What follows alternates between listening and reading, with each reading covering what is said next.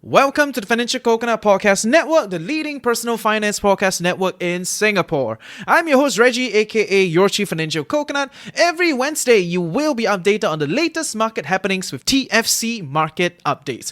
Hosted by Rakesh and Anthony, with some friends crashing from time to time. If you want to get this show and other investment-focused content on a separate curated feed, I will strongly recommend you follow our investing podcast, TFC Investors Network. All you need to do is search on your favorite podcast platform, TFC Investors Network, and be all geeky about investing only. Hello, coconuts. Welcome to another episode of Weekly Market Updates, where we scour the net to find worthy financial news for you.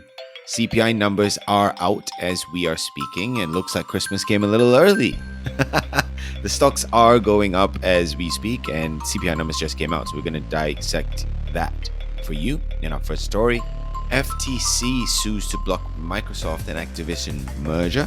Talk about that as that news just came out. And last but not least, the hype this entire past week, ChatGPT. What is it? Why is it special? And is it the end for Google? All this and more on our podcast, so listen in. Hello, coconuts. Welcome to another episode of Weekly Market Updates with me, Rakesh. And Anthony. Yeah, we need to get rid of this like pause as if there's a third person. It just isn't anymore. There isn't. But if you would like to be a guest, please let us know. See, good spin. Good spin. Yeah. Awesome, man. Wow, this week, as we were talking, Anthony, CPI numbers came out. Yeah. And market has been reacting, hasn't it? All right. It's a good reaction, right? I think. Okay.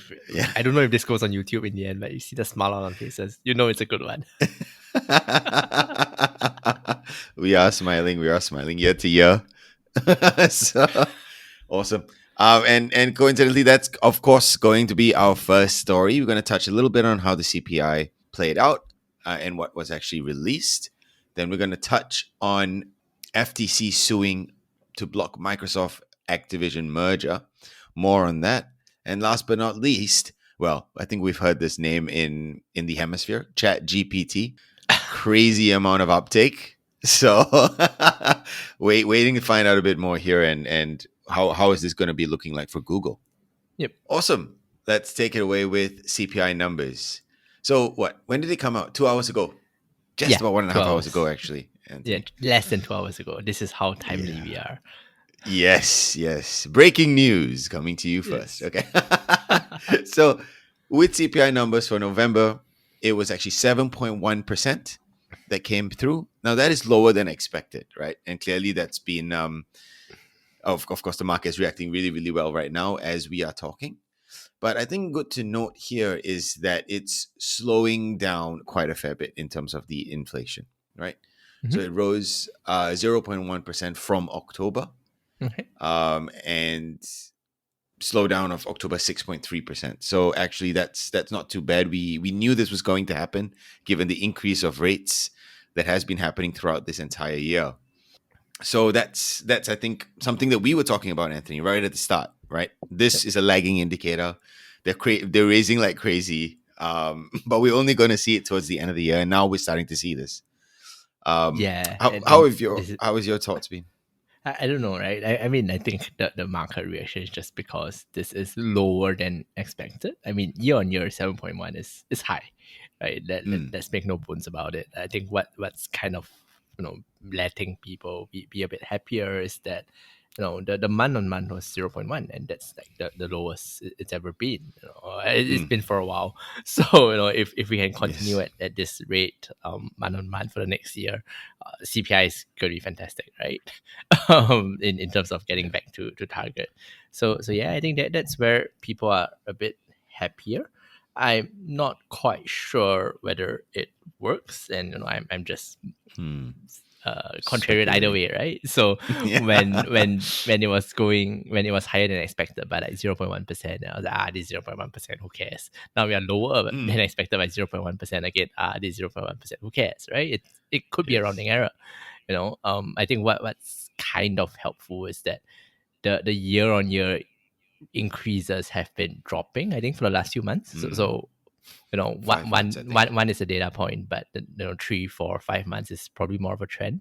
So hopefully this really is the beginning signs of the rate hikes kind of kicking in and reining inflation in. Absolutely. And speaking of rate hikes, there is going to be one, of course, in December. Yep. But there was a lot of chat that it's going to be less than the 75 basis points that was in the last time they raised it, right? What is the rumor? 50 basis points, was it? 50, Or? 50. I think it's been like, it's like 90, the market is kind of like 90%, 95% sure it's 50 basis points. Yeah. So let's see if that is. But I mean, running down to our day today, Anthony, like the anecdotes that we feel inflation has happened over the last year, over the last 6 months even, I'm feeling it on a day-to-day basis. It's quite intense. And yeah, that's us here in Singapore. How are you facing that? I don't know, actually. I never really thought about it. My electricity has got really expensive.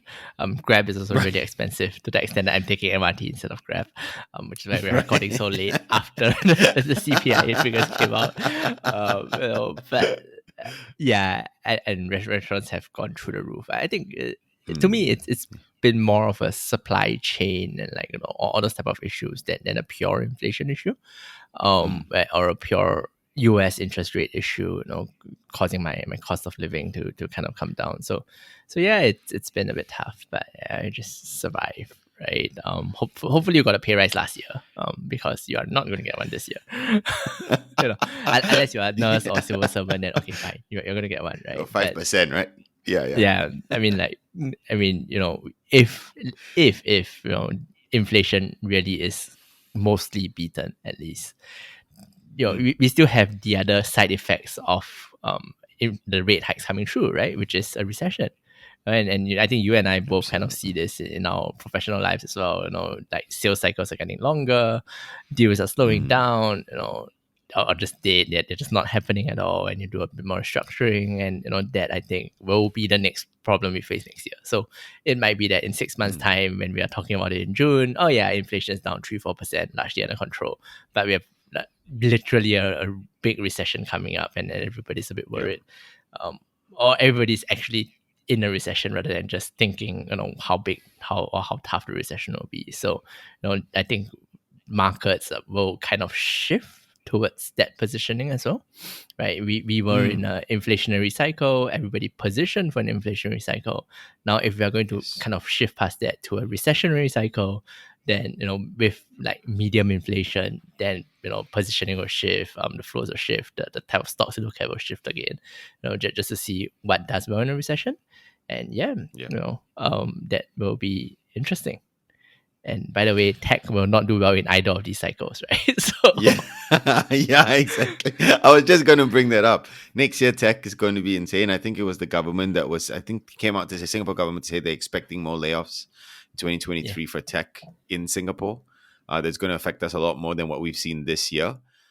So, those of you who are investing in tech or in tech, Exhibit A, like myself, only investing in tech, it's going to be a painful year next year. So brace yourself for that.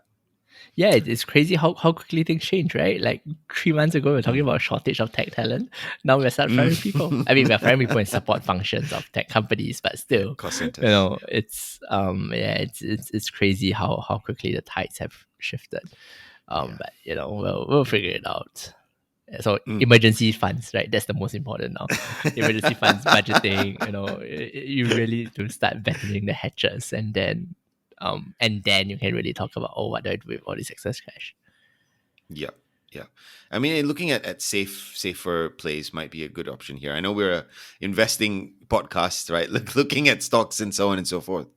But if Coconut, if you would like us to understand a little bit more about the FDs or any other safer investments that you want us to maybe talk about on our podcast, we might be happy to as well. Yeah, I'm sorry. I guess that just means you haven't listened to our new bonds podcast. Released every Thursday. Yes. Yes. So yes, subscribe to the TFC Investors Network where we have, I think, a new bond show that is pretty much released every Thursday. We have gone literally, it's not even 101, it's like 001, right? What are bonds? Like literally that's the first question. And we were building up Nice. from there, how we look at bonds, how we buy bonds and all of that. So yes, if fixed income or something a bit more stable, a bit less volatile is of interest, listen to that show as well. Yep, definitely. And that's an amazing plug. I have not listened to it, I'll be honest. So I'll get Yeah. to it. Oh, I Understand more recorded about it, bonds. so I recorded it. Ah, so I there know we what's go. Awesome. Cool. So we'll keep you updated with the CPIs, but let's see what will happen over the next week with regards to the market. Let's see what will happen in December with regards to the Fed rates. Yep. All right. Second story. FTC All right. sues to block Microsoft Activision merger. Yes. Tell us So yeah, this is something that's kind of, well, it hasn't gone on for a while. I think a few months back we talked about Microsoft buying Activision out, right? 75 billion, third largest acquisition in history. Something like that. And we were like, oh, at the time I was like, oh yeah, there might be rumors about anti-competitive concerns. And I'm like, oh yeah, maybe, but it's hard to see where the anti-competitive concerns are coming from. And well, but because it's big tech, they are not liked now, there will be something, right? So there will be a challenge coming somewhere in the closing process. And ta-da, I think many months down the line, we do have news that the US FTC is suing to block the merger. And I think last week as well, the UK Markets and Competition Authority also said, you know what, we are going to review this in more detail, and we might block it. So there is increasing momentum of regulators looking at the deal more closely and trying to figure out, like, are there real anti-competitive concerns? Should we block this? Should we let it through? Things like that.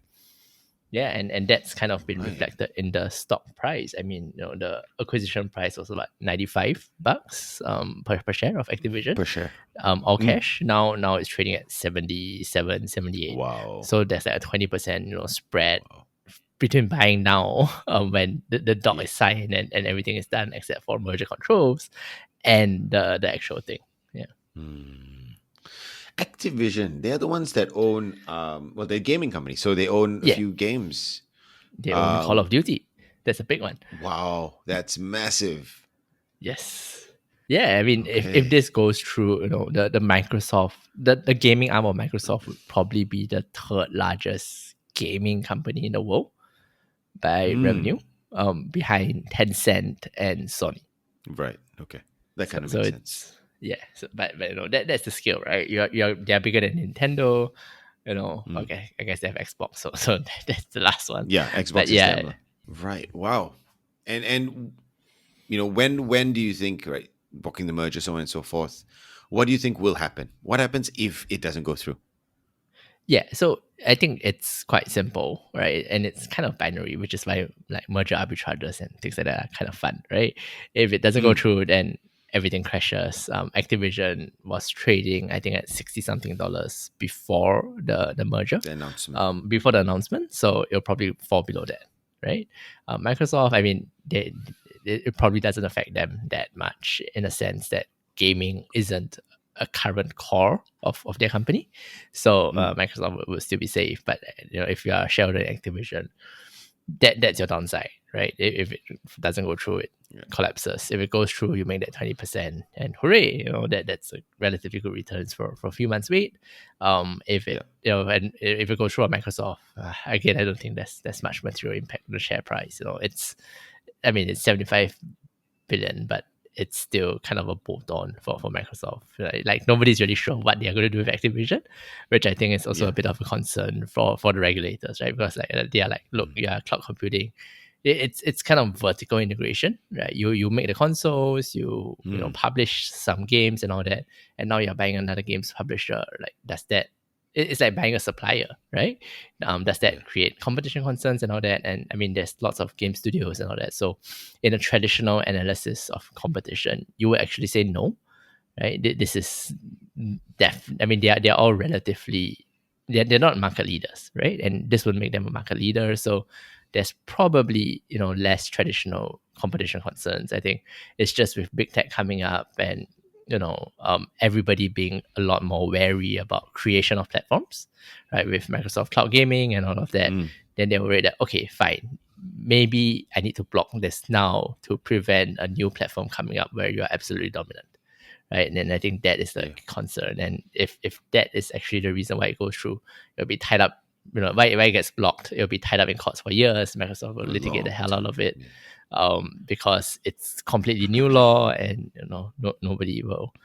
Yeah, it's going to be tough to hold this one as a if you want to play the merger up, right? Because it will take so long to resolve, and it's so uncertain because it's all very new that you don't know when this will actually end.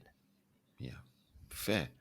And I think, I mean, them buying Activision, I remember talking about this as well, is, I would say, a pretty good move. You look at it purely Microsoft standpoint, because they're trying to grow that gaming atmosphere, and they've been always second fiddle to PlayStation. Except this year they came out to say they have been making worse games than PlayStation, right? Or Sony, in that they actually came out. I never expected them to. So I would assume that, purchasing this, putting in, COD together with the expertise that Activision has, would really bring that industry or that vertical back up. So now Microsoft, this massive company, will be having market leaders in quite a lot of segments. Yeah, I mean, I don't know, right? I mean, what's the new franchise that Activision has done recently? Gaming kind of goes on like they have Call of COD Duty. just I think, came out, as a right? franchise. COD just came out a Yeah, couple of months ago. you just kind of have a franchise and you keep refreshing it, right? Like EA and FIFA. Okay, EA no longer has FIFA, but you kind of see the point. Like, and I think that's kind of the problem with gaming, and we talk about this with Garena as well, right? And see, you are, as a publisher, you're so dependent on hits that one hit makes all your revenue, and if you're a franchise, you milk it to death, like literally until people stop playing, then you stop creating a new one, right? And you know does that, I mean, if that's the business model, I don't quite see why Microsoft needs to get themselves involved in it, right? They can get, I mean, unless it's about denying other people that franchise, which is clearly anti-competitive, and they will promise, and cross their hearts and swear to die that they will never ever do it, but I think that's really the concern. Like if they said, Call of Duty, you're not going to be on Sony anymore, you are only exclusive to, Xbox, like Halo, then that's really what the regulator is concerned about. Yeah, that's fair. Oh man, so I think let's see how this plays out. When do we expect a bit more news here? Yeah, not for a while. As these are all legal processes, so I think in the UK we're expecting to hear a final decision in April. In the US, they actually will do the FTC hearing only in August 2023. 2023. Jeez. So you do a hearing, then people sit around, they decide. Yeah, it'll be like third, fourth quarter before you actually get a decision. If it's favorable in terms of for Microsoft to go through, hooray, right? Everybody makes money. 20% in 10, 11 months isn't a bad trade. If you don't, and it goes downhill from there, then when Microsoft sues, you're going to be stuck in the courts for another year or so. So you go like 2024, 2025. It's just one of those things where it's so drawn out. It's unlike, Musk and Twitter, it's not really open court. It's not all played out in the public domain where you can, as an investor, can kind of track how the proceedings are going and your chances of winning, right? So it's, I think, one of those, it's a situation where you go, oh, this is really a bit tricky. You don't know how to play it, and therefore you just might want to sit it out, even though it's 20%. Yeah, absolutely. Awesome. Yeah, thanks for that, Anthony. Let's see how that pans out. Right, August, maybe even Q4 next year. But I myself would be banking on this. I think there's money to be made elsewhere. Yeah, it's a bit hard, right? It's not like Twitter and you go, oh yeah, sure. Once the court case started, it's like, okay, definitely Twitter will win. The fear was Twitter settling instead of losing the court case, right? So yeah, that was easier. This is really a bit difficult, so probably skip this one. Yeah. Unless more information comes out. Absolutely. Awesome. Now I'm excited for this. ChatGPT. Hey, all right. Our last story. Take it away. Yeah, so well, I guess if you are just reading the mainstream news, you might not have heard of this, but yeah, ChatGPT is this really really cool thing. I can't really decide whether it's cool or scary, but it's one of those things where if you're on Twitter and all that, it's just kind of blown up the whole place, right? So what it is essentially a chatbot, right? You ask it a question, it gives you an answer. You ask it to write an essay, it writes you an essay. You can ask it to write a poem or a haiku, and it writes you in. Like you ask it, can you write a haiku about, maybe not TFC because we are not in their training set, but you write a haiku about the weather in Singapore, right? And they'll come up with 575 and the syllables and something that passes for a haiku. Wouldn't be great, but they give an answer, and that is all automated, and that's kind of how cool it is, right? You ask a question, it generates an answer for you, and Yes. you don't need to sift through it, you don't need to do research, you don't need to think about it, it just pop, here you go. Right, and it's all automated, it's all AI, and I think that's why it's kind of got everybody a bit shocked. How's it learning? Yeah, exactly. Do we know a bit more on how it's learning? I mean, I don't think they've divulged that info, right? Oh, I mean, they kind of have. So, I mean, it's not really, well, it's kind of machine learning. It's what it's called a large language model. And that's why they reply in natural language as well. Like you and I speaking, right? They don't reply in, canned phrases and all that. Yeah. It's essentially it's just the data set, well, terabytes of text. And they run AI, they run machine learning through that data set. And what ChatGPT actually does is really more like predictive text. So in a sense, it's not an intelligence where it has actual knowledge. And like if you tell them what Singapore, they don't know what Singapore is. What they do is they do know the word Singapore and they can identify it, and they do know what are the, like I mean, in your prompt you have your keywords and all that, right? So they do know what you're asking about, and they do know how to and which words should kind of come after the other in a sentence, right, or in a phrase. Wow. So it's a bit like you start typing, for me, I start typing like HA into WhatsApp, and then predictive text will show up, either haha, because I use that a lot, or Haley, which is my daughter's name, so that's predictive text, right? And that's a very, very small scale of what, ChatGPT is doing. Got it. Right, because my predictive text kind of just uses my data on the phone. ChatGPT has trained on like terabytes of data from different sources. Wow. And I mean, it's been making the news because I remember seeing, I think it was a tweet that was talking about the number of to get 1 million users and how long it would take. I think ChatGPT was they said like 5 days or something like this to get 1 million users. Yeah.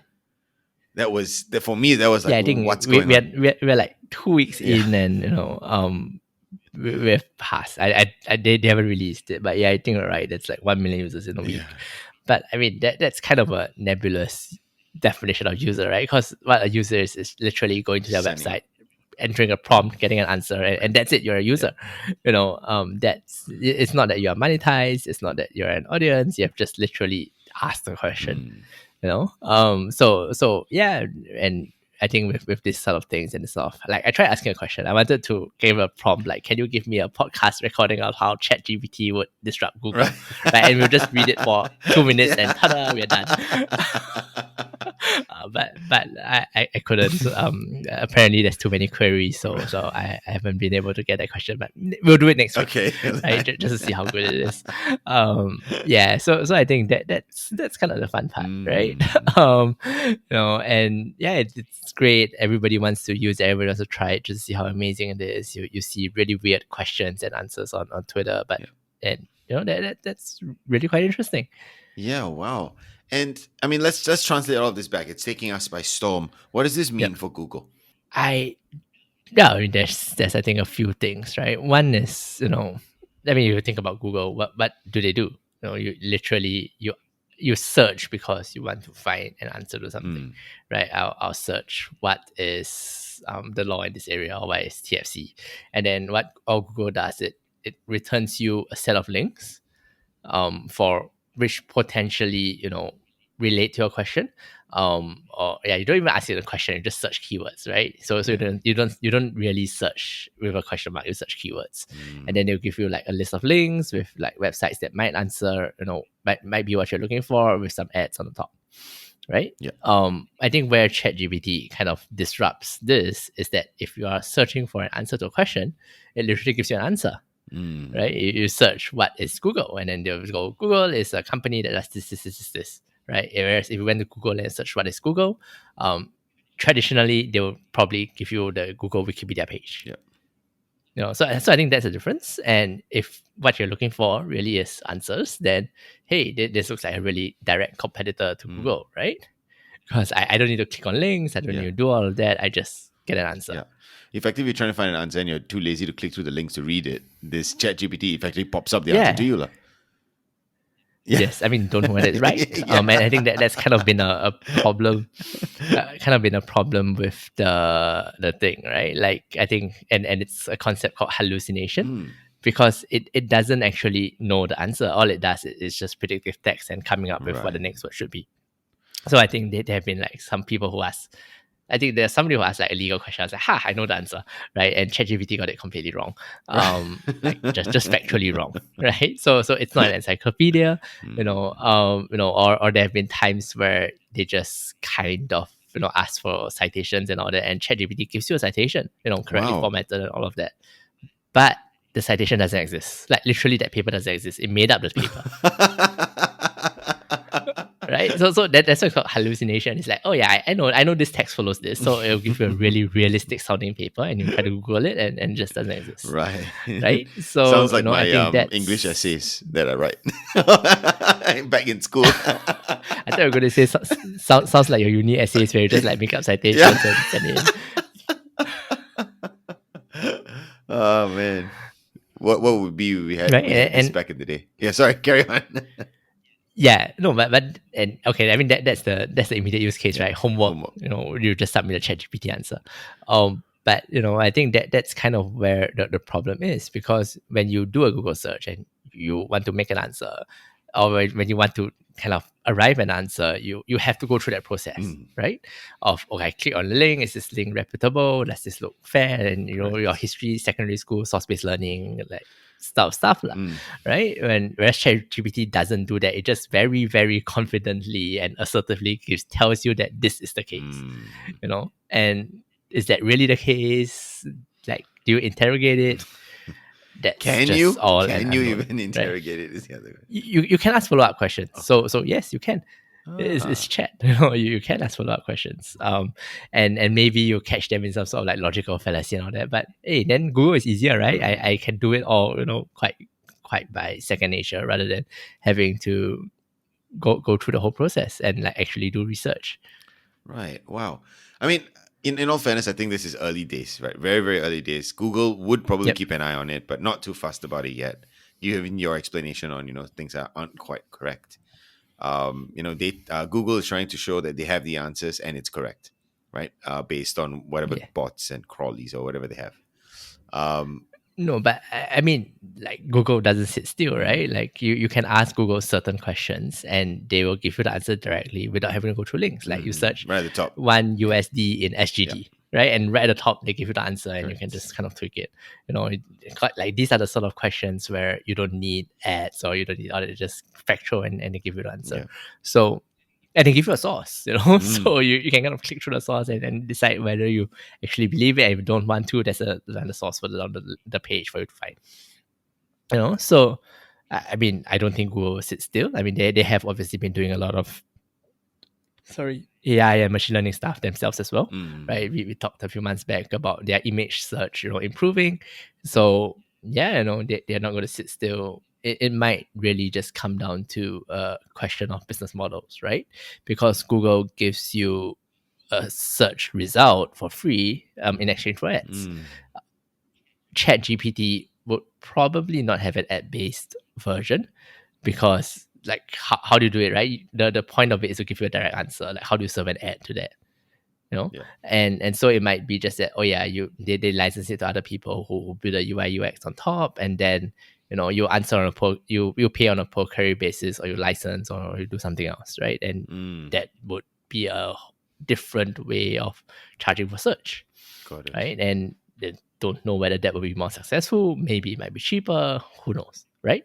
But I think that's probably the way that the competition will end up. Like, I think all of them will end up at roughly the same place in terms of getting people direct answers or factual answers Yeah. in less clicks, right? True. But which type of model and which is actually the more profitable company is I think a different question. Yeah, that's fair. Awesome. And I mean, the question here, right, is we talked about Google and so on and so forth, but ChatGPT, it's owned by OpenAI. OpenAI. Who owns OpenAI, and how is this relevant to our investors? Nobody knows. Oh, really? Yeah. No, so OpenAI was founded as a nonprofit, right? Essentially, their mission, in a sense, was to safeguard, was to do safe AI research. Elon Musk is famously a founder of OpenAI. Right. Until he kind of left in 2018, 2019 because he wanted to focus on Tesla. Right. The usual gang, right? Peter Thiel, that mafia, that PayPal mafia, sorry, not mafia, PayPal mafia gang, is still there. And I think in 2018 or 2019, they decided that, hey, we need too much compute power. We need to actually hire people in. We need to pay money, right? Even if we want to continue this research rather than just rely on donations. Right. So they opened up a capped profit company, right, to let people actually invest. And it's capped profit in the sense that it's controlled by the non-profit entity, and if you are a shareholder, you will only get returns up to 100 times your original investment. Anything more than that immediately gets swept to the non-profit. So it's capped by 100 times. 100 times is still pretty good. Decent returns for anybody. I mean, they could change the world, right? So it's 100. Like, if you invented the internet, is 100 times enough? Maybe not. So yeah, 100 times. Nobody really knows who the investors in the cap profit company are, but I think famously, the big public one is Microsoft making a $1 billion investment. So don't know if they are shareholder or they did something else, but they definitely put money in. Got it. So yeah, that's one of them. And I think this whole network of ChatGPT out there is run on Azure. Ooh, now that's interesting. Spicy. Hey, yeah. Hey. Another non-compete blocking coming our way? No, I mean it could. No, but I mean it could just be that. I mean, when they say Microsoft invested $1 billion, is they gave OpenAI $1 billion of cloud computing power, right? For the first $1 billion of usage, I don't charge you, right? Instead of giving $1 billion in cash, and that might be their Microsoft's way of getting a foothold and saying, hey, you know what? Everybody should run their AI workloads on Azure. I know how to do it, and I mean, obviously AWS has their own AI team. Google and Google Cloud has famously also good in AI, but that's kind of only Microsoft doesn't have it, right? So this would be their calling card. Fair enough. So I mean, bringing this back to our show in terms of we geeked out a little bit with OpenAI and ChatGPT. Yeah. What does that mean for investors, right? This is something that we should look out for with Google, if we are invested in Google, or is it too early? Yeah, I mean, I think it's a bit too early, but it just kind of is a warning shot, right? In the sense that we think of Google as the disruptor, but they've been around for what, 15, 20 years? Yeah. It might be their turn to get disrupted. And they it's a bit like Meta a year or two back, you're getting disrupted. How are you going to defend your modes and all that? So, I mean, if you're on Twitter, everybody goes, Google is cheap, it's like lowest price to free cash flow ever. They have a defensible mode. How can you have a different search engine? Well, here you go. Yeah. It's not perfect yet. It's early innings, but hey, it's no longer out of the realm of possibility, right? Absolutely. So I was kind of hoping that Google would, collapse and I could buy it cheap, and because it will be ups and downs, so we'll see. But that hasn't happened yet, and with CPI today, that won't happen. No. So yeah, we'll see. And interestingly, this might make Microsoft more attractive, right? Because they are showing that they can do this on their cloud workloads, and even more generally, if we are moving to a more AI centric world where there's a lot more of these workloads to be run, because that's how people do search in future, then all your cloud providers benefit, right? Because that is like the cloud usage just increases by magnitudes, and well, all those need to be paid for, and you're just the gatekeeper collecting the toll. Exactly. So yeah, maybe this is another arrow in the quiver for the cloud providers, right? The hyperscalers. Yeah. And all of them. It's not just Microsoft. It's like Google. It's also like Amazon. All of them will benefit from this. Wow. Yeah. Wow. Would we be seeing a change in the next 5 years? Right. That's a big question. Yeah, that'll be fun. Fair.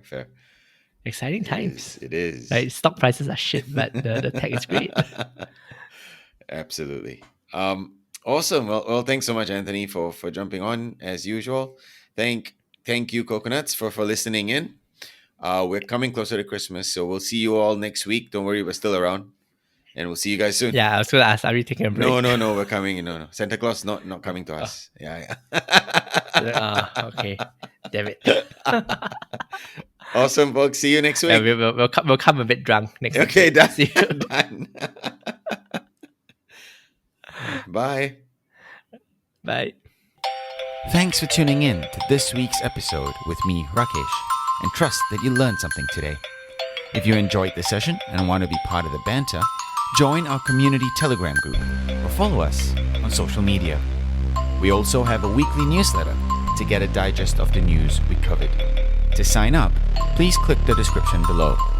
As always, we love your feedback, so share that with us at hello@thefinancialcoconut.com. Thanks, and stay safe.